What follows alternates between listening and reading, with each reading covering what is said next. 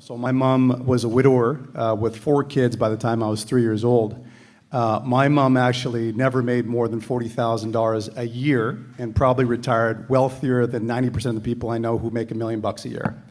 And if she told me one thing, she'd tell me the same thing Warren Buffett told me, which is something that everyone has to remember, regardless of how impressive these conversations sound like.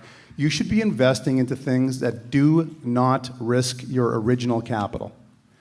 Warren Buffett says, golden rule number 1, don't lose the money. Golden rule number 2, don't forget golden rule number 1. So if you're asking me my opinion, I can tell you there's 3 things I would tell everyone in this room, and it's how we built our company. Number 1, if at all, by the way, we built our company based on investing into other people's companies and having very bad results. Okay, so experience is an amazing thing. So number 1, if at all possible, do not buy, co-invest. Number 2, a past track record is a predictor of future performance. And number 3, find out who else is investing. So number 1, if at all possible, don't buy, co-invest. In our company, kind of like Mike's, we take the largest single position in every one of our projects. We also take the largest amount of risk in every project. Secondly, our clients get paid first, they get their capital return first, they get a preferred return, and they don't have any risk except for their original equity. Thirdly, we get paid last, and we take on all the debt risk. That is a business model that we refer to as a concentric model based on equilibrium. In other words, our values are directly aligned with the investor's values. They're in perfect balance. Number 2, a past track record is a good indicator of future performance.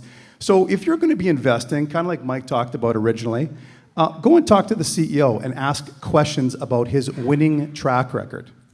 CEOs, males or females, ought to have gold medals. What have you done before? What's your track record? How long have you done that for? What have your returns been? And here's a great question. Have you ever lost money? If so, how, and how have you mitigated that within your business model?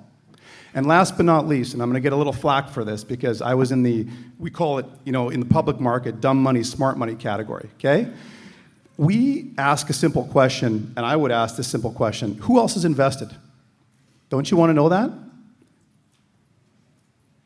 Accredited investor, private equity, family offices, pension funds, institutional capital. There's a comment made about institutional capital in the earlier panel, and I would agree to most of that, but I would tell you this: those companies are built to win.